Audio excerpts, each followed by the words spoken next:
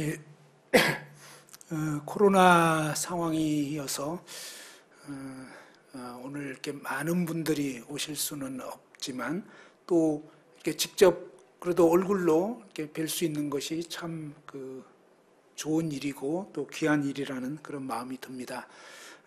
주님께서 이러한 시기 가운데 저에게 이번 한 4주간의 시간을 통해서 꼭 필요한 그런 말씀을 해주시기를 기도하는 그런 마음이 있습니다.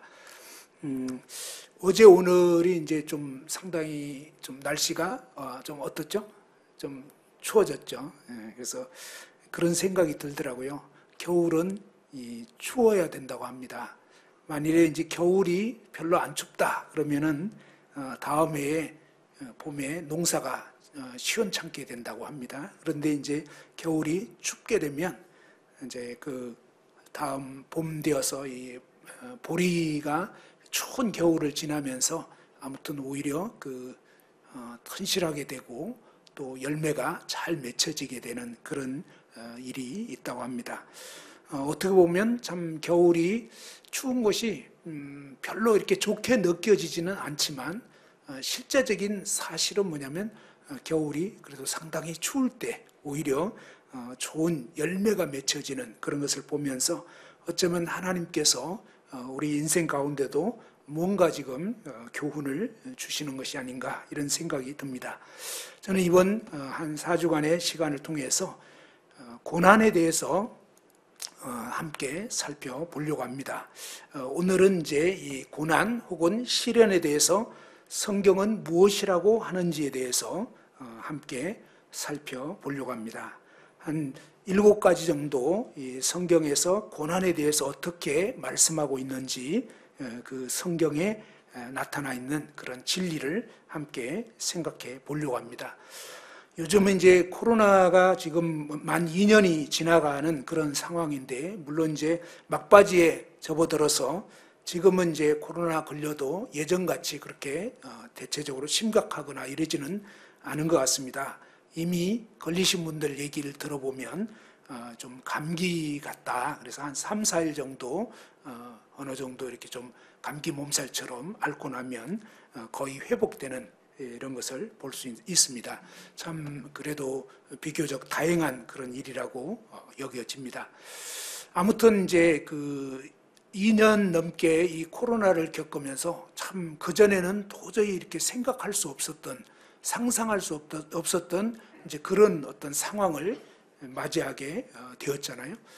저는 지금까지 이제 교회 생활하면서 사실 주일날 아예 예배를 드릴 수 없다. 이것은 참 저의 생애에 있어서도 뭐 있을 수도 없고 있어서도 안 되는 그런 일인데, 그것이 이제 전 세계적으로 그런 현상들이 일어났을 뿐만 아니라 또 최근까지도 식당에 가려면 다 이렇게 QR 코드 찍어야만 되고, 이 백신을 맞지 않은 이런 분들은 아예 식사하기가 힘든 이제 이런 걸 보면서, 계시록에 보면 정말 이 666 그 표를 받지 않은 사람들은 물건을 사고 팔 수 없다고 이런 말씀이 기록되어 있는데, 사실 그 기록된 말씀만 갖고는 잘 실감도 안 나고 과연 어떻게 전 세계적으로 그럴 수가 있겠나라고 생각했는데, 이번 이 코로나 사태를 겪어보면서 충분히 그런 세상이 오겠구나.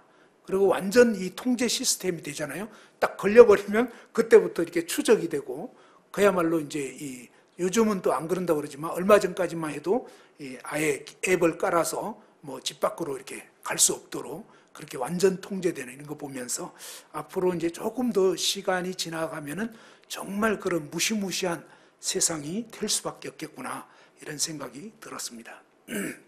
그런데 이제 이런 어떤 상황들을 겪으면서 또 그런 시대가 올 것을 생각하면서 참 자칫하면 저희 마음 가운데 좀 약간 우울해질 수도 있고 또 불안해지고 혼란스러울 수도 있고 참 뭔가 이렇게 염려가 밀려올 수도 있고 이러는데, 이 하나님을 알지 못하는 세상 사람들은 진짜로 불안하겠다 이런 마음이 들더라고요. 최근에 이 러시아가 이제 우크라이나 지금 이제 공격을 하고 있는 것 같아요. 전쟁이 거의 터진 것 같은데, 이제 그 일을 먼 발치에서 지켜보면서 그 사태를 통해서 굉장히 불안해하는 그런 거를 듣게 됐어요. 아직 구원받지 못한 어떤 영혼이 있는데 제가 최근에 이제 상담을 하면서 굉장히 불안해하고 빨리 구원받고 싶다고 이제 그런 얘기를 하더라고요. 자, 아무튼 이 믿지 않는 사람들은 이래도 저래도 불안한데 믿는 우리는 어떤가라고 했을 때 너무나 이 다양한 것은 하나님이 우리에게 이 진리의 말씀을 주셨다고 하는 것입니다. 요한복음 8장 32절에 보면 진리를 알지니 진리가 너희를 자유케 하리라 그랬습니다. 이 참된 진리가 우리를 이 혼돈스럽고 뭔가 모호하고 불안하고 답답한 이런 상황 가운데서 그 진리의 말씀이 우리로 하여금 그런 상황 가운데서도 빛을 보게 하고 또 나아갈 그 방향을 보게 해준다고 하는 것입니다. 시편 119편 105절에 보면 주의 말씀은 내 발의 등이요 내 길의 빛이니이다 그랬습니다. 이 빛이 없으면 실족하게 된다고 지난주 말씀에도 그런 부분이 있었잖아요. 이 밤에 빛이 없을 때, 등불이 없을 때 앞에 뭐가 있는지 모르기 때문에 걸려 넘어지게 될 수밖에 없는 거죠. 지금 세상 사람들은 마치 그와 같이 깜깜한 이 어두운 세상을 지나가고 있고 앞에 뭐가 있는지 이러한 어떤 혼란들이 어떻게 될 건지 또 최근에도 빌 게이츠입니까?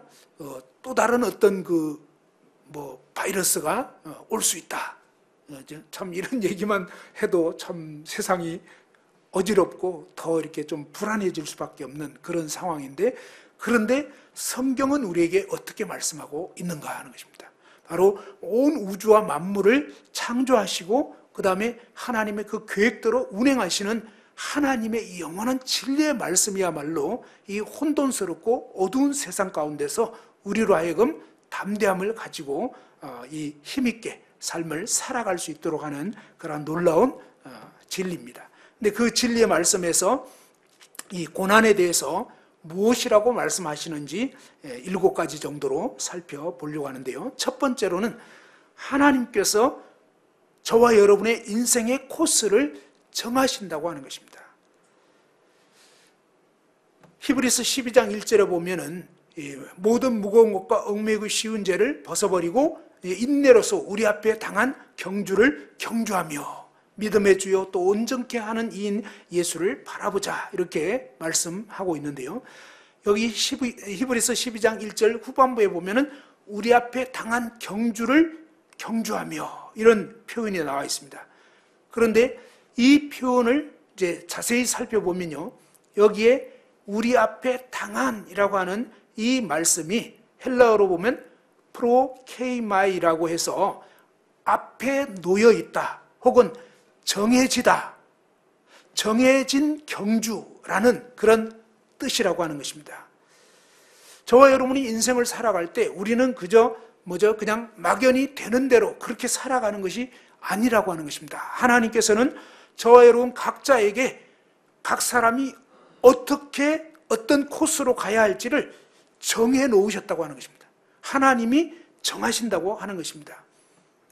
최근에 이제 북경에 올림픽이 있었는데요. 그런데 이제 그 올림픽 때 보면 쇼트트랙 이런 거 보면 이 선수들이 각각 처음에 출발할 때 자기 그 레인이 있습니다. 이제 이 짧은 그 쇼트트랙을 돌 때는 사실은 제일 안쪽에 그죠? 원 안쪽에 있는 1번 레인이 가장 유리하다고 해요. 그래서 누구나 다 1번 레인에서 달리고 싶어 할 겁니다. 그런데 이 배정이 어떻게 되느냐라고 했을 때 대부분은 이제 결성에 이를 때는 중결성 성적에 의해서 그때 이제 어느 정도 제일 빨리 달린 그 선수가 1번 레인에 위치하고 이렇게 중결성 성적에 따라서 그 레인이 배정이 된다고 합니다. 그런데 우리 인생에 있어서 우리도 다 어떻게 보면 참 1번 레인을 달리고 싶고 이럴 수 있는데 그것은 선수가 원한다고 되는 게 아니잖아요. 그 올림픽에서는 그런 규정이 있는 것처럼 하나님께서는 우리 인생을 각자의 삶이 어떻게 나아가야 될지를 하나님이 각 레인을 배정을 하신다고 하는 것입니다. 놀라운 사실이에요. 우리 인생은 그냥 아무렇게나 되는 대로 살아가고 있는 것이 아니라 하나님이 저와 여러분 각자에게 어느 코스를 달려야 할지 그 다음에 육상 경기 같은 경우에는 그 레인을 벗어나 버리면 실격 처리가 됩니다. 각자 자기에게 주어진 그 레인을 쭉 따라서 이렇게 돌아야 하는 거죠. 뭐 400m 어떤 그 릴레이 경주라든지 1600m든지 아무튼 각 선수가 배정되어 있는 자기 레인이 있습니다. 그 레인을 따라서 계속 달려야 되지 다른 레인을 달리면 그것은 그 실격이 되어버리는 것입니다. 자, 하나님께서는 저와 여러분 각자에게 달려가야 할 그 레인을 하나님이 결정하셨고 그 다음에 하나님께서 우리에게 그 코스를 돌도록 우리에게 지금 정해놓고 있다고 하는 것입니다. 저는 살아가면서 종종 이 다른 사람을 부러워했습니다. 지금도 그럴 수도 있습니다. 지지난 시간에 이제 그때 그 한 형제님이 말씀을 전할 때 저에 대해서 여러 번 얘기를 하더라고요. 참 그 말씀을 이렇게 잘 할 수 있는 어떤 언사라든지 이제 이런 부분 참 그랬으면 좋겠다. 이제 이런 표현들을 했는데 저는 또 반대로 어떠냐면 저는 좀 이렇게 다른 형제님들은 굉장히 신중하고 이러는데 저는 굉장히 이렇게 행동이 앞서고 생각이 미처 잘 안 돼요. 일단 행동부터 하고 보자 뭐 이런 말 안 해도 그냥 행동부터 됩니다.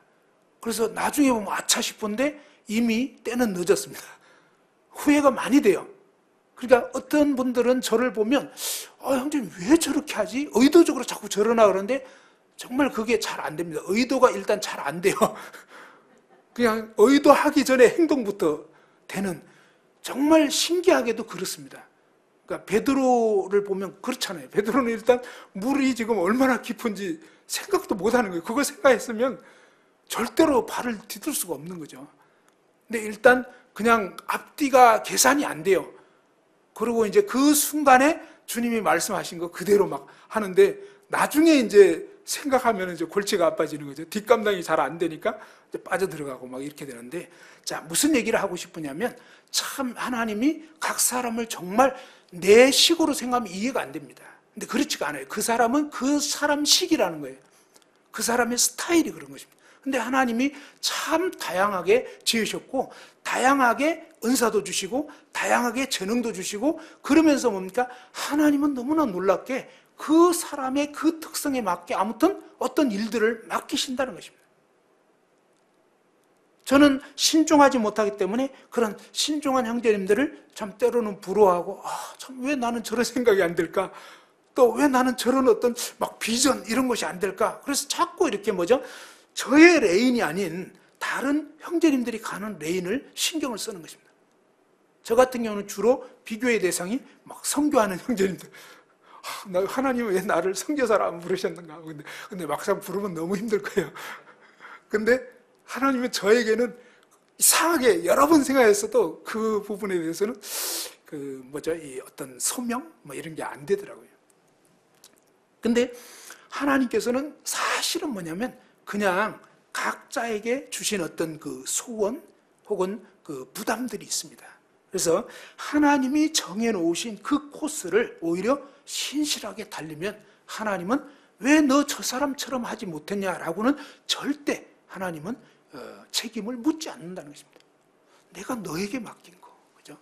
너에게 정말 소원을 주고 그 길을 달려가게 했던 거. 사실 그것은요, 어떻게 보면 그렇게 어려운 일은 아닌 거죠. 왜요? 하나님이 그 일을 할 수 있는 능력과 어떤 재능과 은사 이런 것들을 주시고 그 일을 하게 하신 것입니다. 대부분 선교 가신 분들 얘기 들어보면요, 정말 잠깐 이제 한국에 나왔을 때 무슨 얘기를 하냐면 다시 빨리 몽골 가고 싶다고 그런 얘기를 하셔요.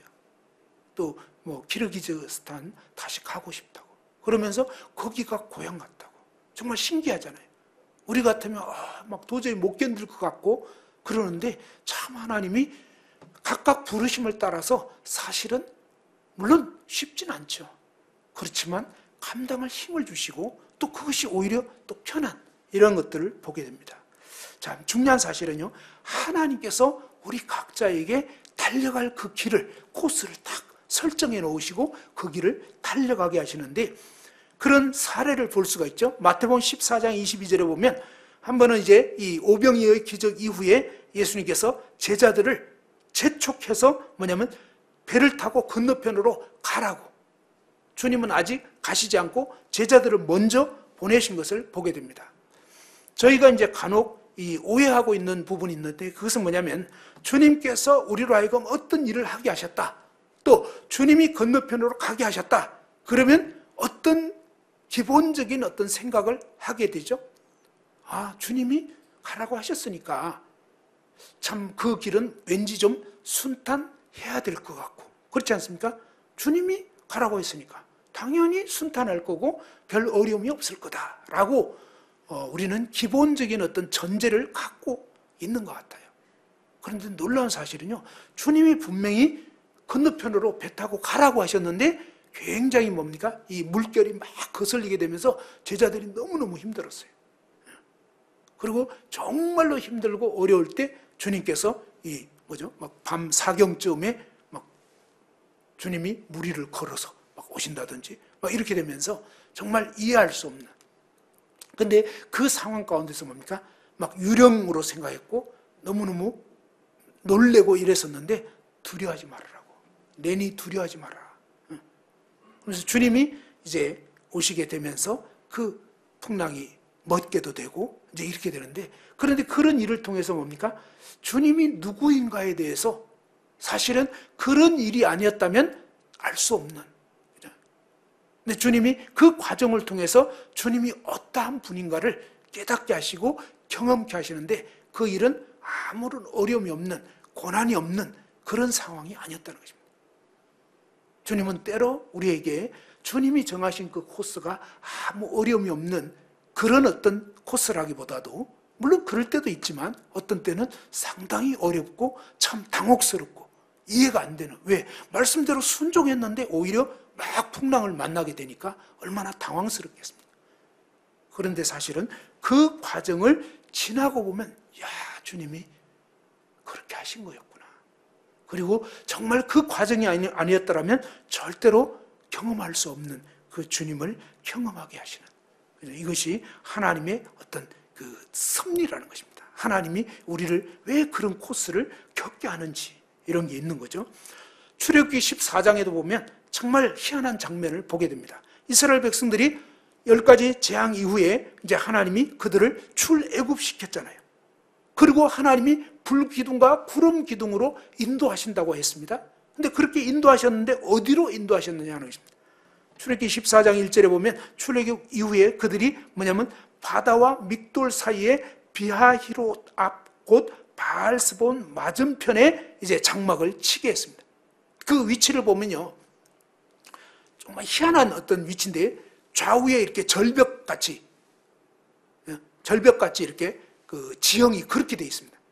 그리고 뭐냐면 바로 그런 어떤 아주 좁은 어떤 그런 위치에 있는데 그곳에 뭐냐면 쭉 그 다음에 그 앞쪽을 쭉 나아가다 보면 이 홍해 바다가 딱 가로막고 있는, 그리고 홍해 바다 바로 앞부분에는 꽤 넓은 평지가 있어가지고 거기에 이제 이스라엘 백성들이 거기에 이제 진을 치고서 대기할 수 있는 이런 상황이 되는데, 그런데 아무튼 이 절벽이 있는 그런 길로 지금 가서 그쪽에서 우선 야영을 하고 있는 그런 상황이었기 때문에 이 바로 왕이 그 소식을 딱 들었을 때, 그 지형을 들었을 때 이거 완전히 뭡니까?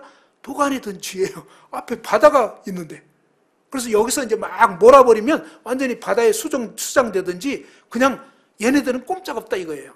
근데 그 소식을 들었기 때문에 더더구나 뭡니까? 이 바로가 야, 이들을 다시 포로로 삼자, 그런 마음이 든 거예요. 그냥 도망갈 수 있는 그런 위치였다면 그런 생각을 안 가졌을 수 있을 것입니다. 그런데 완전히 뭡니까? 이 도간에 든 쥐처럼 그냥 완전히 이 사면초가 같은 그런 지역에 딱 갇혀 있게 되는. 근데 정말 어떻게 생각해 보면 뭐죠? 하나님이 아니 인도를 하셔도 하필이면, 그죠? 그러니까 하나님은 정말 어떻게 보면 굉장히 좀 죄송합니다, 좀 얄궂은 것 같아요. 그렇지 않아요? 우리 같으면 그렇게는 안 할 것 같아요, 그죠? 우리는 우리의 생각이 있는 거죠. 우리의 생각은 그건 아니라는 거죠. 근데 사실은 하나님의 인도하시는 방법은 정반대였습니다. 우리가 생각할 수 없는, 정말 이해할 수 없는, 도저히 받아들일 수도 없는 그런 완전히 궁지에 몰리는 그런 상황으로 이스라엘 백성들을 인도를 했습니다. 이스라엘 백성들이 피할 곳이 없는, 그냥 이 도대체 어떻게 할 수가 없는, 우리 인생 가운데서 하나님이 때로는 저와 여러분을 그렇게 이끄실 수도 있다는 것입니다. 그런데 그것이 뭐냐면 바로 하나님이 정하신 그런 코스였다고 하는 것입니다. 시편 66편 말씀은 같이 한번 찾아봤으면 좋겠습니다. 시편 66편 10절부터 12절인데요. 다 같이 한번 찾아보시겠습니다.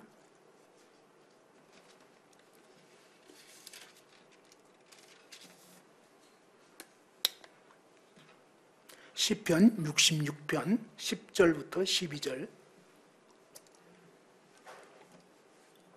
한번 다 같이 읽어봤으면 좋겠습니다. 시작. 하나님이여 주께서 우리를 시험하시되 우리를 단련하시기를 은을 단련함같이 하셨으며 우리를 끌어 그물에 걸리게 하시며 어려운 짐을 우리 허리에 메어 두셨으며 사람들이 우리 머리를 타고 가게 하셨나이다.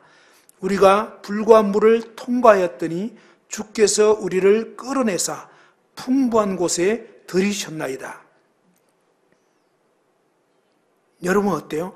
풍부한 곳에 들어가고 싶습니까? 풍성한 수확이 있기를 원하십니까? 아멘이죠. 그런데 그 앞부분 보면 아주 괴로운, 뭐 어떻게 피할 수도 없는, 정말 이 곤욕스러운, 그죠? 그런데 하나님은 우리 인생을 향한 계획이 그저 아무 고난도 없고 아무 어려움도 없고 그냥 무사한 일, 그죠? 오늘도 무사히, 그것이 아니고 하나님은 저와 여러분의 인생을 향한 하나님의 거룩한 계획과 목적 가운데서 우리를 시험하시는 것입니다. 테스트도 하시고요, 시련하시고, 그죠? 단련하시고, 그렇게 해서 은을 단련함 같이, 그죠? 이 금을 단련할 때 보면 그 은이나 금 속에 불순물이 끼어 있다는 것입니다. 어떻습니까? 저와 여러분이 거듭나게 되었지만, 정말 성도가 되었지만, 거룩한 무리가 되었지만 우리 속에 여전히 거룩하지 않은 이 불순물들이 상당히 많이 끼어 있습니다. 그런데 이런 불순물들은 그냥 좋게 빠져나가지 않는 것을 보게 됩니다. 금을 연단할 때 보면 그렇게 얘기를 하잖아요. 굉장히 강도 높은 그 불로 끓이는 것입니다. 그렇게 할 때 그 풀무불 가운데서 이 금이 녹게 되고, 사실은 그 속 은밀하게 감춰져 있었던 그 찌기, 어떤 불순물 이런 것들이 이제 녹아서 빠져나오게 되는 것입니다. 사실은 그런 어려움이 아니었다면 절대로 빠져나올 수 없는, 드러나지 않을 그런 어떤 그 찌기가 극도의 그런 불길 가운데서 이제 막 결국은 그 감춰졌고 숨겨졌던 것이 이제 빠져나올 수밖에 없는, 드러날 수밖에 없는. 욥의 경우를 보면 이 욥이 정말 그런 고난을 겪지 않았더라면 이 욥 같은 사람은 좀처럼 이 밑바닥이 드러나지 않는 사람이잖아요. 굉장히 사실은 경건한 사람이었잖아요. 그렇지만 그런 욥 같은 사람도 깊은 내면 가운데 섞여 있었던 그런 불순물이 있었는데, 이것은 정말 불같은 시련이 아니었더라면 이 욥 가운데 있었던 그 깊은 내면의 불순물이 드러날 수가 없다는 거죠. 하나님은 저와 여러분을 정금같이 정말 그렇게 되기를 원하는데, 사실은 이 불같은 시련이 좋지 않습니다. 그냥 막 별로 기쁘지 않습니다. 그런데 하나님 말씀에서는 기뻐하라는 것입니다. 왜냐하면 바로 궁극적인 하나님의 목적과 계획이 있기 때문에. 물론 그 과정은 정말 쓰라리고 아프고 괴롭지만 하나님은 정말 그 과정을 통해서 우리를 마침내 풍부한 곳으로, 또 정금 같은 그러한 성도들로 빚으시려고 하는 계획을 갖고 있는 것입니다. 고난에 대해서 이제 두 번째로, 첫 번째로는 하나님이 저와 여러분의 인생의 그 코스를, 여정을 정하신다. 근데 그 여정은 우리 마음에 안 들어요. 그렇죠? 때로는 정말 이해할 수 없는, 왜 하필이면 이런 코스로 정하셨느냐라고 정말 불평이 나올 수밖에 없는, 그러나 하나님이 그 일을 정하셨다. 두 번째로 이 고난에 대한 이 성경의 진리는 뭐라고 말씀하냐면요, 모든 시련은, 모든 고난은 우리의 선을 위한 하나님의 목적을 가지고 있다.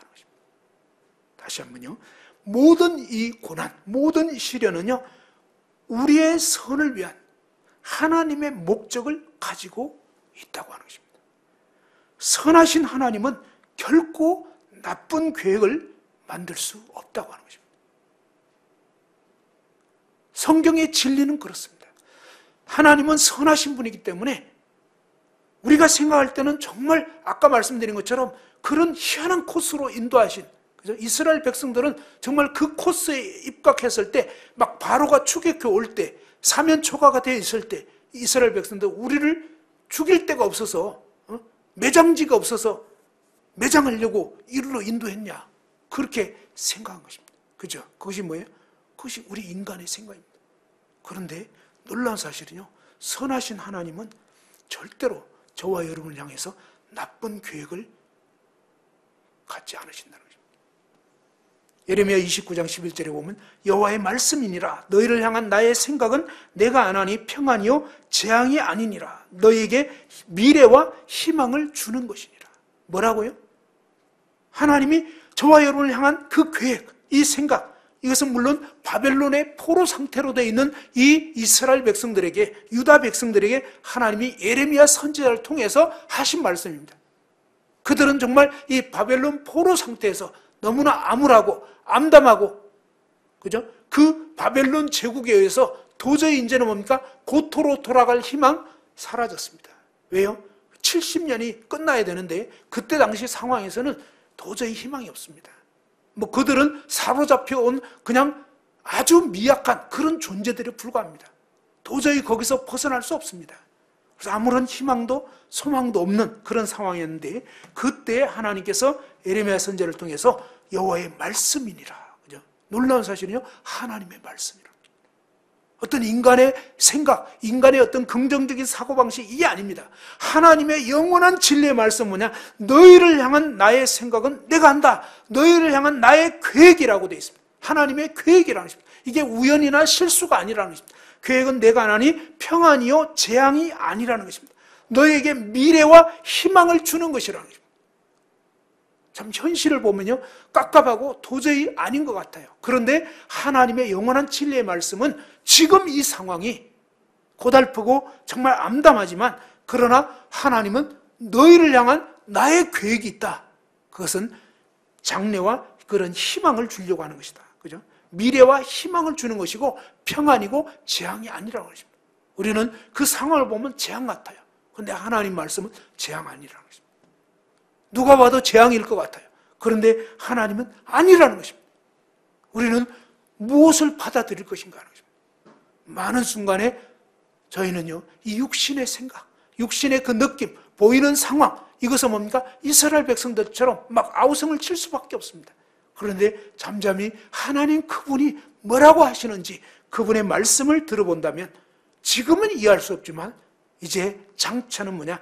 이 과정을 통해서 결국 뭡니까? 미래와 희망을 주는, 그리고 정말 이 넓은 곳으로 인도하시는, 정말 풍성한 곳으로 인도하시는 그런 과정이라고 하는 것입니다. 시편 119편 67절에 보면 고난 당하기 전에는 내가 그릇 행하였더니 이제는 주의 말씀을 지키나이다. 고난 당하기 전에는 우리가 어떻게 삽니까? 우리는 참 이렇게 내 식대로 하기가 참 쉬운 것을 보게 됩니다. 전에 이제 저희 손녀 하린이를 보면서 그런 일이 있었습니다. 하린이가 어느 때부터 정말 이렇게 이 손녀가 생기니까 막 무조건 이뻐요. 이거 할아버지 할머니 되기 전에는 이해할 수 없는 건데 정말 이쁩니다. 그냥 이상하게 이뻐요. 보기만 해도 갑자기 스트레스가 해소가 돼요. 진짜예요. 비타민. 자, 근데 이렇게 이쁘다 보니까 어떻게 되냐? 얘는 이제는 갈수록 뭡니까? 기고만장해지는 거예요. 이제 어느 순간부터는 말을 도무지 안 듣는, 아주 이러면 안 되는데 점점 곤란해집니다. 자, 그렇게 곤란해지면 그래도 뭐 안 되죠. 그러니까 이제 이 하나님 말씀을 따라서 징계가 들어갑니다. 그런데요, 어느 순간에 이렇게 징계를 한번 딱 받고 나면요, 정말 신기한 게 그다음부터 얘가 아주 말을 잘 듣는 거예요. 징계받기 전에는 얘가 이렇게 제 멋대로 해가지고 어떻게 될 건가 이런 생각이 드는데, 그런데 뭐냐면 이 차분하게 바른 징계를 딱 하고 나는데 너무 신기한 게요, 다음 날부터 얘가 아주 말을 잘 듣고 막 이러는 거예요. 그래서 얘가 할인이 맞나 이런 생각이 들 정도로. 참, 그러면서 우리 인생 가운데도 가끔 이렇게 너무 교만해지거나 뭐 이렇게 좀 곁길로 자꾸 나가고 이렇게 될 때 하나님이 가끔 손대시는 것을 볼 수 있습니다. 그런 걸 통해서 우리를 정말 이 바로 잡아주시는 그런 걸 볼 수 있습니다. 시편 119편 75절에 보면 여호와여 내가 알거니와 주의 심판은 의로우시며 주께서 나를 괴롭게 하심은 성실하심 때문이니라. 어때요? 이 말씀 이상하지 않습니까? 여호와여 내가 알거니와 주의 심판은 의로우시며, 주의 이 재판은 의롭다는 것입니다. 세상 재판은 불의하지만 그 다음에 뭡니까? 주께서 나를 괴롭게 하심은, 우리의 삶 가운데서 어떤 삶의 과정에서 느낌이 옵니다. 어떤 느낌이 오냐면 정말 괴로운 느낌이다. 그죠? 아니 왜 꼭 이렇게 하셔야 되냐, 그냥 그런 마음 듭니다. 정말. 그런데 이 괴롭게 하신 것이 뭐냐면 성실하심 때문이라는 거예요. 하나님이 성실하시기 때문에 그렇게 하시는 거지, 참 이해할 수 없습니다. 하나님 우리를 괴롭게 하신다. 그 이유가 바로 하나님이 성실하셔서, 하나님이 어렵기 때문에, 하나님의 그 판단이 옳기 때문에, 그죠? 우리는 때로는 참 저러면 안 되는데 하면서도 정말 합당하게 바로잡지 못할 때가 솔직히 많습니다. 그런데 하나님은 그렇지 않아요. 하나님 정말로 성실하시고 신실하게 우리를 이 분초마다 시험하시고 침 삼킬 동안도 놓지 않으시면서 이렇게 하시는 이유가 뭐냐? 바로 저와 여러분을 온전히 빚으시고 정말 이 하나님의 선하신 목적을 가지고 이렇게 하고 있다는 것입니다. 그러면서 뭡니까? 우리의 삶에 그동안 허락하신 어떠한 시련도 결코 실수가 없는 거라는 거예요. 하나님이 실수하신 게 아니라는 거예요. 모든 것이 우리의 선을 위한 것임을 깨닫게 되는 것입니다. 언제요? 저와 여러분이 이제 주님 앞에 서게 될 때, 우리의 이 땅에서의 삶의 과정을 탁 돌아볼 때, 이야, 그때는 도저히 받기 어렵고 힘들었지만 알고 보면, 이야, 하나님이 그때 정말 저와 여러분의 삶 가운데 꼭 빚으셔야 할 어떤 코스가 있었기 때문에, 그죠? 하나님이 그 코스로 우리를 인도하신 것입니다. 그리고 그 일이 아니었다면 사실은 뭡니까? 그 하나님을 경험할 수도 없고, 또 우리 속에 있는 그런 불순물들이 벗겨질 수도 없고, 이제 그렇기 때문에 하나님은 정말 어쩌면 불가피하게 그런 여정으로 또 그런 과정을 허락하셨다는 것입니다. 그래서 그것을 이제 제대로 우리가 알고 믿게 된다면 우리는 오히려 어떠한 상황 가운데서도 하나님께 찬양을 돌릴 수 있게 되는 것입니다. 그래서 야고보 사도의 그 고백 말씀처럼 내 형제들아 너희가 여러 가지 시험을 만나거든 온전히 기쁘게 여기라. 그죠? 사실 그 시험 자체가 기쁘다는 게 아니라 그 시험을 통해서 하나님이 지금 일하고 계시고 마침내 이루실 그 선을 바라볼 때에 기쁘게 여길 수가 있다는 것입니다. 우리 주님께서도 뭡니까? 이 십자가 이후에 주어질 그 영광을 바라보면서 괴로웠지만, 그죠? 사실은 십자가 그 자체는 괴로운 거예요. 너무너무 고통스러운 거지만, 그러나 주님 마음 가운데는 정말 앞에 있는 그 소망을 바라보면서 견디실 수가 있으셨던 것이죠. 그러면서 하나님 우리도 그렇게 정말 이 하나님의 선하신 목적을 결코 놓지 않기를, 잊지 않기를, 그리고 하나님은 뭡니까? 모든 시련을 통해서 우리의 이 선을 위한 목적을 갖고 있다는 것을 저와 여러분이 반드시 기억하기를 원하신다고 하는 것입니다. 세 번째로 보아야 할 것은 뭡니까? 이 하나님의 허락 없이는 우리에게 아무 일도 일어날 수 없고 아무도 우리를 건드릴 수가 없다고 하는 것입니다. 다시 한번, 하나님의 허락이 없이는 우리에게 아무 일도 일어날 수 없다는 것입니다. 그것이 진리입니다. 하나님 허락 없으면 우리에게 어떤 일도 일어날 수 없다는 것입니다. 그리고 하나님 허락 없이는 아무도 우리를 건드릴 수가 없다는 것입니다. 주님께서 이제 붙잡히셨을 때 빌라도가 이렇게 얘기를 했습니다. 요한복음 19장 10절에 보면 빌라도가 예수님에게 뭐라고 말했냐면 내가 너를 놓을 권한도 있고 십자가에 못 박을 권한도 있는 줄 알지 못하느냐 라고 하면서 뭡니까? 빌라도가 나한테 잘 보여야 된다는 것입니다. 나한테 좀 잘 얘기해서 풀려나려면 나한테 잘 보여야 된다 라고 얘기를 한 거예요. 어떻게 보면. 그래서 오늘날 사람들은 뭡니까? 권력자에게 뭔가 뇌물을 쓰기도 하고 잘 봐달라고 부탁하기도 하고 여러 가지로 애를 씁니다. 그런데 놀라운 진리는요. 요한복음 19장 11절에 예수께서 대답하시되 위에서 주지 아니하셨더라면 나를 해할 권한이 없었으리니. 하나님 아버지께서 허락하신 거 아니면 너는 나를 해할 수 없어. 그죠? 십자가에 못 박고 안 박고 그것은 너가 하는 게 아니야. 그죠? 하나님이 정하신 그 과정이 뜻이 뭐냐면 십자가에 못 박히시는 것이기 때문에 그래서 나는 이 길을 가는 거지 네가 나를 풀어주고 그런 권한 너에게 있는 게 아니라고. 이것은 무엇입니까? 바로 성경의 진리입니다. 저의 삶을 돌아보면 저도 정말 너무나 자주 이 진리를 망각하고 마치 사람이 이 위경에서 나를 건져줄 것처럼. 그죠? 주님은 그렇게 안 하시는데 저는 막 빌라도 앞에 저 같았으면 좀 어떻게 안 될까요? 라고 했던 것 같아요.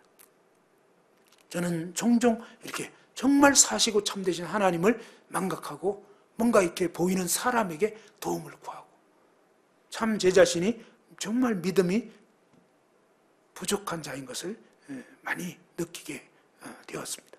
됩니다. 지금도.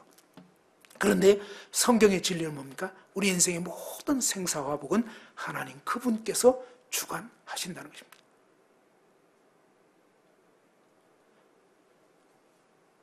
욥기에 보면 정말 놀라운 진리의 말씀이 나와 있는데요. 사실 이 사탄 마귀는 원래는 거짓말장이잖아요. 사탄 마귀는 대부분 다 거짓말합니다.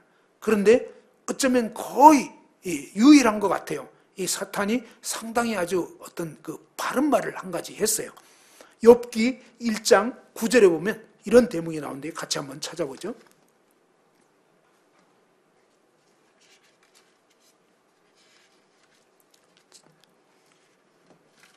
자, 구약성경 욥기 1장 9절에 보면 이 사탄이 이제 하나님과 이제 사탄이 대화하는 그런 장면이 나오는데요. 그때 이 사탄이 뭐라 하냐면 하나님은 사탄한테 내 종 욥을 유의하여 보았냐.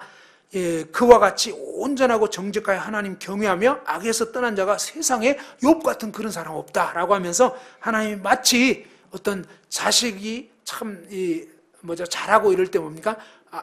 아버지는 부모는 뭔가 이 자식을 막 자랑하고 싶잖아요. 그런 것처럼 하나님이 이 사탄한테 야, 내 종 욥을 봤냐? 진짜 참 아주 하나님을 경외하는 아주 괜찮은 사람이다 라고 하면서 이렇게 하나님이 자랑을 했습니다. 자, 그랬을 때 이 사탄이 뭐라고 말했냐면 9절에 이렇게 얘기했습니다. 사탄이 여호와께 대답하여 이르되 욥이 어찌 까닭 없이 하나님을 경외하리까 하면서 하나님을 욥이 왜 하나님을 경외했느냐? 이유가 있다는 것입니다.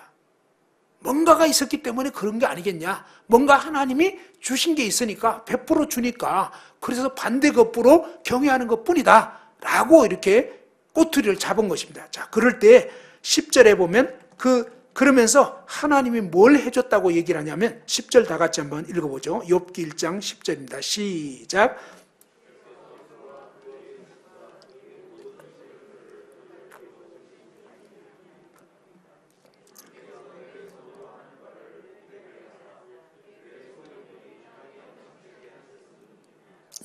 주께서 그와 그의 집과 그의 모든 소유물을 울타리로 두르심 때문이 아니니까.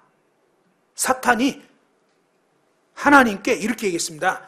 하나님 당신께서 욥과 그 다음에 욥의 집과 이거 욥의 가족들, 그죠?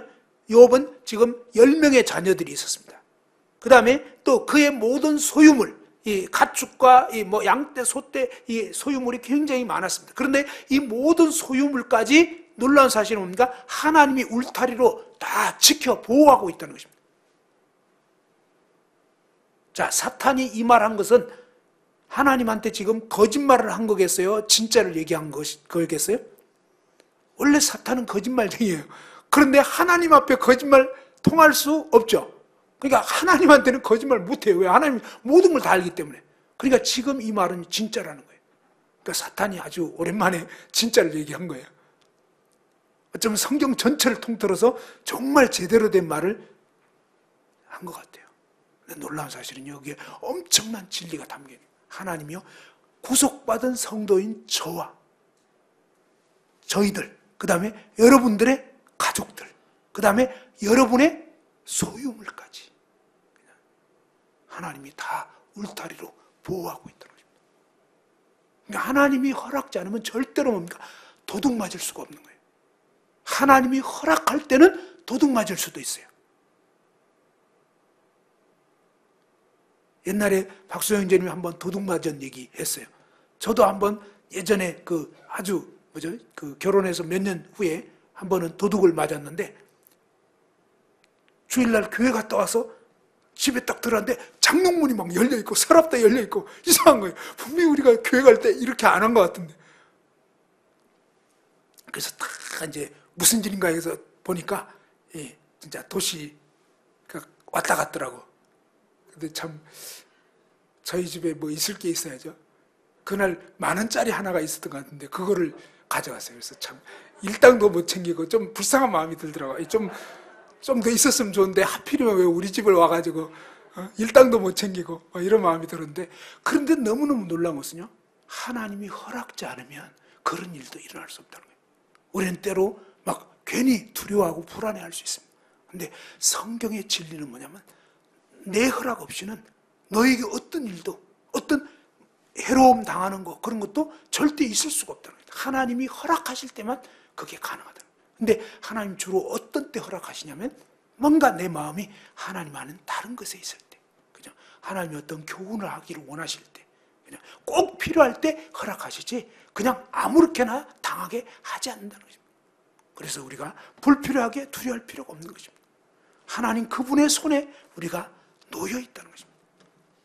네 번째로 이제 생각해 볼 수 있는 것은요, 여러분이 감당하지 못할 고난과 시험은 결코 허락지 않으신다는 것입니다. 다시 한번, 여러분이 감당하지 못할 고난, 여러분이 감당하지 못할 그런 시련, 이것은 결코 허락지 않는다는 것입니다. 어떻게 알 수 있습니까? 고린도전서 10장 13절입니다. 외우시는 분들도 많을 건데요, 우린 때로 이 말씀을 외우지만 실제적인 상황이 부닥쳤을 때는 이 말씀을 깊이 이렇게 생각을 못할 때가 많습니다. 사람이 감당할 시험 밖에는 너에게 당한 것이 없나니 오직 하나님은 미쁘사 너희가 감당하지 못할 시험 당함을 허락하지 아니하시고 시험 당할 즈음에 또한 피할 길을 내사 너희로 능히 감당하게 하시느니라. 뭐라고요? 여러분이 감당할 시험 밖에는 여러분에게 당한 것이 없다는 것입니다. 하나님은 믿음직스러운 분이시기 때문에 바로 여러분이 감당하지 못할 그런 시험 같으면 허락 안 하신다는 것입니다. 그런데 어떤 일을 허락하셨다는 것은 무슨 뜻이냐? 여러분이 감당할 만하기 때문에. 여러분 생각할 때는 아닌 것 같아요. 그런데 하나님 보실 때는 여러분이 감당할 수 있다고 보시는 것입니다. 하나님은 실수하지 않으십니다. 왜 하필이면 나에게? 왜 하필이면 우리에게? 그죠? 그런데 하나님은 뭡니까? 저와 여러분이 감당할 수 있다고 보시기 때문에 이 시련을 허락하신 것입니다. 그리고 놀라운 것은 뭡니까? 그 시험 당할 점에 또한 피할 길을 내신다고 했습니다. 피할 길이 무엇일까요? 그 허락했던 시련과 어떤 고난을 없애버리는 것? 그게 아닙니다. 그게 아니고 뭡니까? 피할 길은 진짜 길입니다. 뭐예요? 길이라는 게 누가 길이죠? 들어본 적 있죠? 바로 예수님이 내가 곧 길이요 진리요 생명이니. 그죠? 정말 힘들고 어려울 때 우리가 피할 수 있는 유일한 길은요, 그분이십니다. 저희는 종종 바로 하나님 그분, 예수 그리스도 그분이 아닌 뭔가 다른 어떤 피난처를 자꾸 찾는데 아닙니다. 주님께서는 우리에게 가장 어려울 때, 힘들 때, 물론 이제 참 이스라엘 백성들 보면요, 앞부분에서는 막 불평하고 엄마하고 막 온갖 애를 쓰고 막 이러다가 궁극적으로는 뭐합니까? 하나님께 부르짖게 돼요. 우리가 그러더라고 보면.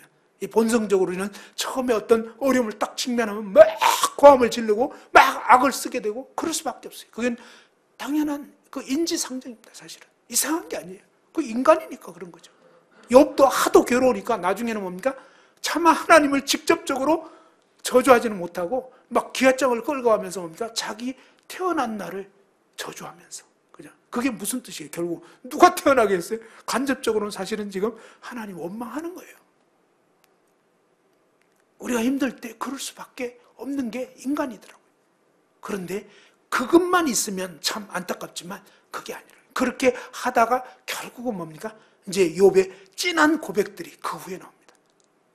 나의 가는 길을 오직 그가 아시나니 나를 단련하시는 후에는 내가 천금같이 나올 거다. 우리는 종종 사람들이 어떤 고난을 당할 때, 어려움을 겪을 때 그냥 그 앞부분에 육신적인 어떤 반응이 일어나는 거 보고 자칫 판단하기 쉽습니다. 그런데 누구나 그 처지가 되어보면 쉽지 않습니다. 그런데 하나님께서는요, 왜 그 일을 허락하시냐? 그걸 통해서 뭡니까? 마침내는 그 연단과 고난의 과정을 통해서 마침내는 뭡니까? 이 순이 죽게 되는 것처럼. 소금에 절여가지고 순이 죽게 되고 나중에는 아주 맛있는 김치가 나오는 것처럼 주님은 우리가 고난 당하기 전에는 그렇행했지만, 그죠? 불순물이 섞여 있었지만 고난을 통해서 이제는 뭡니까? 그 불순물이 제거되기 시작하고 정말 순도 높은 그런 믿음의 사람들로 하나님이 저와 여러분을 이제 이끄신다는 것입니다. 어떤 사람이요, 하나님께 짐이 너무 무겁다고 호소를 했다고 합니다. 그가 이제 이 너무너무 힘든 과정 속에서 어느 날 이제 꿈을 꾸게 됐는데 꿈에 이제 천국에 가봤다는 거예요. 근데 그 천국에 갔는데 하나님께 호소를 한 거예요. 하나님, 정말 저의 짐이 너무 무겁습니다. 라고 이제 호소를 하니까 하나님이 한 천사를 보내가지고 이제 그 천사가 이제 인도를 했습니다. 어떤 창고에 갔는데 거기에 보니까 막 각종 짐들이 있는 거예요.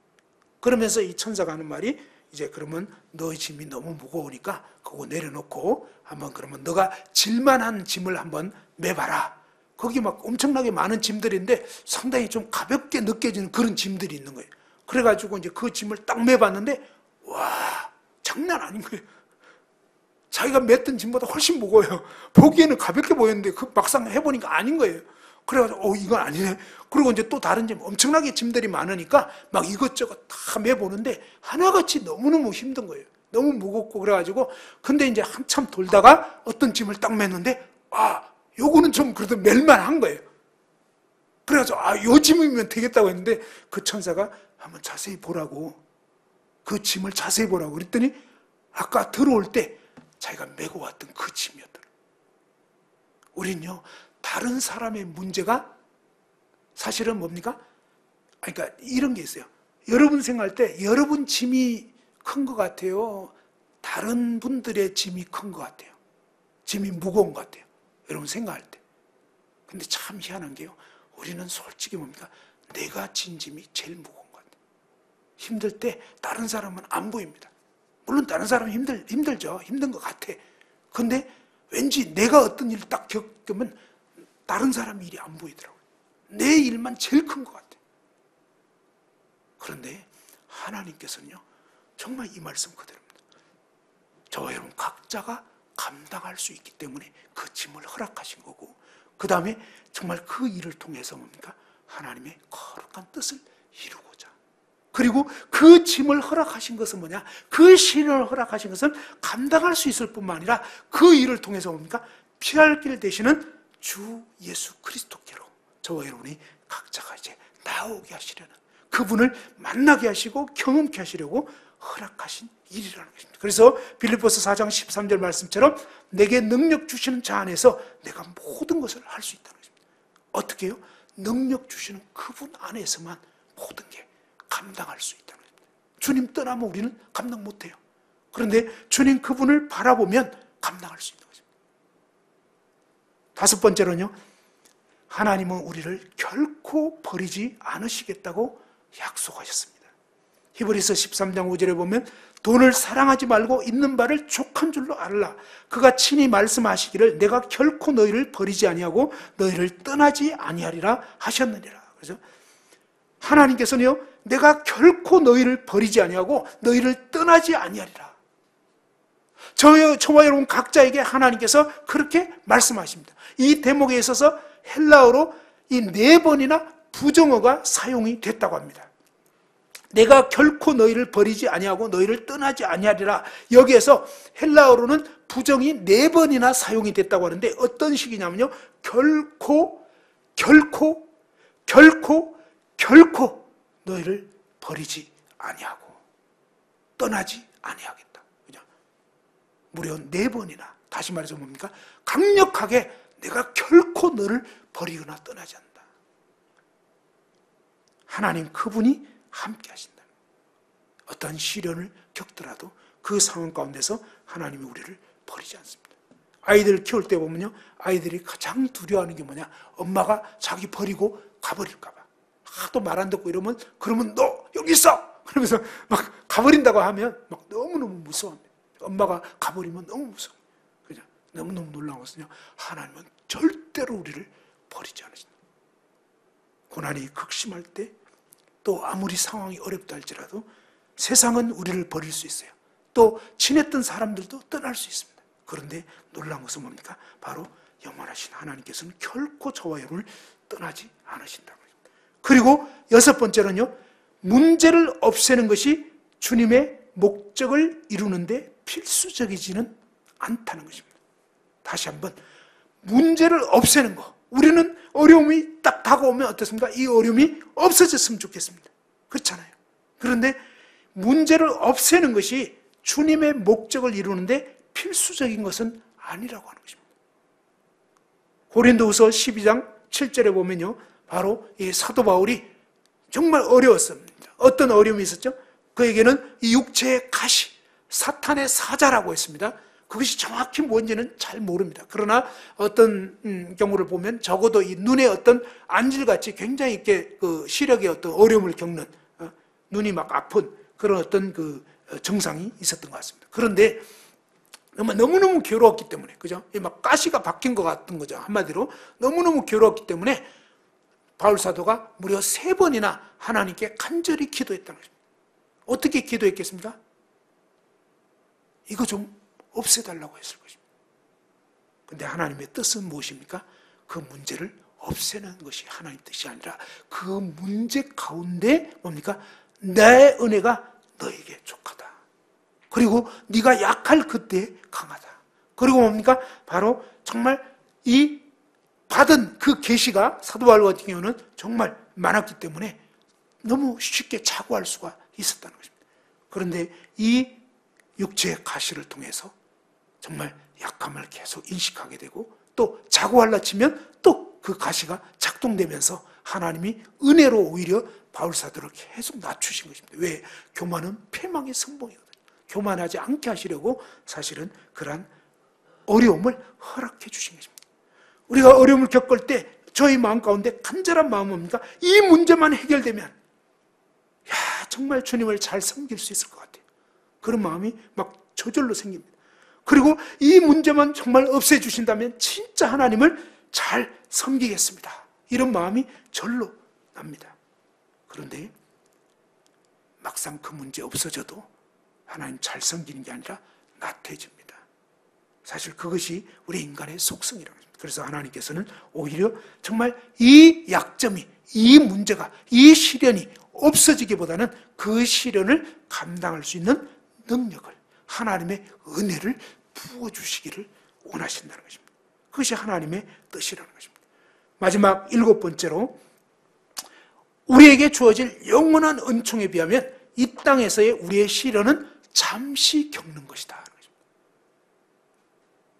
고린도서 4장 17절에 보면 우리가 잠시 받는 환난에 경한 것이 지극히 크고 영원한 영광에 충한 것을 우리에게 이루게 함이니. 그랬습니다. 우리가 이 하나님 말씀을 볼 때는 참 실감이 잘 안 납니다. 무엇입니까? 우리가 환난을 겪고 어떤 어려운 일을 겪을 때, 그 과정을 막 이렇게 직면할 때 우리는 절대로 잠시 받는 것 같지가 않습니다. 정말 이 일이 언제 끝날 것인가? 도저히 끝날 것 같지가 않습니다. 너무 아득한 마음이 듭니다. 그런데 성경의 진리는 뭐라고 말씀하냐면 잠시 받는 환난이라는 것입니다. 우리 스스로에게는 절대로 잠시 같지가 않지만 하나님의 진리의 말씀은 너가 겪는 그 어려움, 그것은 사실은 잠시야. 물론 고달프고 힘들지만, 그런데 이것이 뭐냐? 지극히 크고 영원한 영광에 중한 것을 우리에게 이루게 한다는 것입니다. 베드로전서 5장 10절에도 보면 모든 은혜의 하나님 곧 그리스도 안에서 너희를 부르사 자기의 영원한 영광에 들어가게 하시니가 잠깐 고난을 당한 너희를 친히 온전하게 하시며 굳건하게 하시며 강하게 하시며 틀을 견고하게 하시리라. 우리가 볼 때 모세가 40세 될 때까지 애굽에서 뭡니까? 바로 왕의 그 공주의 아들로 왕자 중 하나처럼 그렇게 생활했었습니다. 그때와 모세가 이제 미디안 광야에서 40년 동안 또 양치기로 이제는 아무런 소망도 없는 것 같은 그런 정말 아무도 바라보지 않고 이제 인생이 끝나버린, 그죠? 아무런 의미가 없는 것 같은 그 40년을 지내서 80세 노인이 됐습니다. 사실은 이 모세가 연단을 거치기 전에 왕자로서 굉장히 뭔가 잘할 것 같고 이랬지만 그때와 그 다음에 연단을 거치고 이제 80세 노인이 되었을 때 이제는 뭡니까? 자신만만한 게 다 사라져 버렸습니다. 좀 약간 비유가 될지 모르지만 사람들이 저보고 그런 얘기를 했습니다. 형제님은 언제든지 말씀할 수 있잖아요. 이런 얘기를 했는데 제가 예전 교회에 있을 때는 솔직히 좀 그랬었습니다. 진짜 그냥 나가서 말씀할 수 있을 정도로 그랬던 것 같아요. 근데 지금은요, 정말 두렵습니다. 그리고 오늘 수요 말씀을 이제 사실 굉장히 어렵게 맡았어요. 좀 되도록이면 안 하려고 했습니다. 근데 안 할 상황이 아니더라고요. 어쩔 수 없이. 누구는 바쁘고, 누구는 어렵고, 뭐 이렇게 되면서 할 수 없이 이제 해야 되는 상황이 돼서 대답을 했지만 정말 좀 이제 쉽지 않아요. 정말 이제 자신 없습니다. 그리고 정말 하나님의 은혜 없이는 될 수 없는 걸 알아요.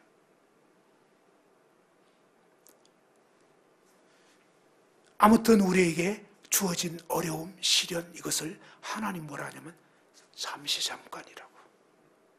십자가를 앞에 두셨을 때 주님에게 정말 그것은 너무나 고통스럽고 어렵지만 그것이 안 지날 것 같지만 그러나 지나간다는 것입니다.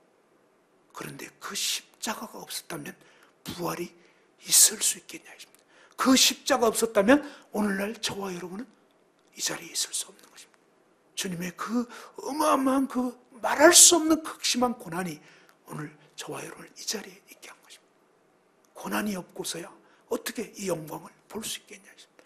그런데 너무너무 감사한 것은 우리 혼자 그 고난을 겪고 혼자 고통을 겪는 것이 아니라 다니엘서에 나와 있는 것처럼 고난의 그 현장 가운데 부활하신 주님이, 그죠? 분명히 이 세 사람이 풀무불 속에 들어갔는데 네 사람이 있었다는 것입니다. 넷째는 신들의 아들 같은 주님께서는요 저와 여러분 홀로 어려움을 겪도록 내버려 두시지 않습니다. 그 주님께서 우리와 함께 하시겠다는 것입니다. 그래서 주님이 우리에게 어떤 일을 허락하셨다는 것은요, 그것은 실수하신 게 아니에요. 하나님의 정말 놀라운 계획이 있다는 것입니다. 지금은 이해할 수 없어요. 그러나 나중에 가면요, 맞구나. 하나님이 그래서 그 일을 허락하셨구나. 주님이 우리에게 정말 이 진리의 말씀을 좀 깊이 새기게 해주시기를, 그리고 이 말씀이 우리의 삶 가운데 정말 이 어떤 코로나 시대를 겪으면서 또 오늘 이 자리에 있는 저와 여러분, 알게 모르게 각자에게 하나님이 코스를, 마치 장애물 경기를 하게 하신 것처럼 어떤 여정들을 두신 것 같습니다. 그런데 하나님, 그분께서는 뭡니까?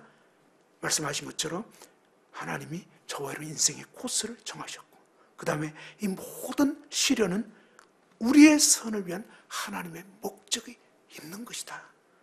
그리고 세 번째로는 하나님의 허락 없이는 우리에게 아무 일도 일어날 수 없고 아무도 우리를 건드릴 수 없다는 것입니다. 그러면 하나님이 허락하신 거라는 겁니다. 네 번째는 뭡니까? 여러분이 감당하지 못할 고난, 감당하지 못할 그런 시험 같으면 그런 시련은 결코 허락지 않는다는 것입니다. 오직 감당할 수 있기 때문에 허락하신 거예요. 그 다음에 뭡니까? 다섯 번째로 뭡니까? 하나님은 우리를 결코 버리지 않으신다. 결코 떠나지 않으시고, 뭐죠? 그 고난의 현장에 함께 계신다는 것입니다. 그분을 의지하기를 원하신 것입니다. 그리고 여섯 번째는 뭡니까? 문제를 없애는 것이 주님의 목적을 이루는데 필수적인 건 아니기 때문에 주님은 우리의 문제를 없애주시기보다는 문제를 감당할 수 있는 은혜를 더하여 주신다는 것입니다. 마지막 일곱 번째는 뭡니까? 우리에게 주어질 영원한 은총에 비하면 이 땅에서의 우리의 시련은 잠깐 겪는 것이라고. 그죠? 그래서 그 고난을 통해서 영원한 영광에 중한 것을 이루게 하실 것이기 때문에 이러한 진리의 말씀을 기억하시면서 고난을 헤쳐나가실 수 있는 저와 여러분 모두가 됐으면 좋겠습니다. 잠깐 기도드리겠습니다. 자비하신 하나님 아버지, 저희는 몸을 입고 있기 때문에 하나님께서 저에게 맡기신 그 과정을 당할 때 너무나 어렵고 싫고 두렵고 정말 무섭고 그런 마음이 듭니다. 그러나 우리 주님께서 이 길을 먼저 앞서 가셔서 주님도 정말 괴롭고 힘들었지만 주님은 저희를 얻으실 그 일을 기억하시면서 주님 정말 그 고난의 십자가를 피하지 않으시고 담당해 주신 것 생각할 때 감사드립니다.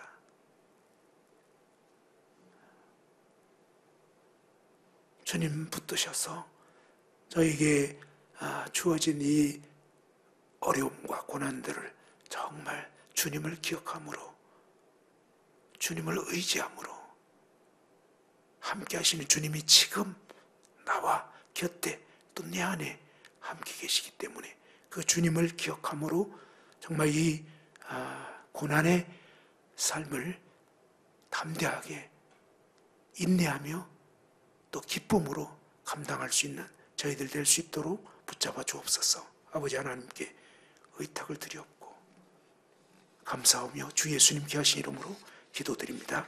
아멘.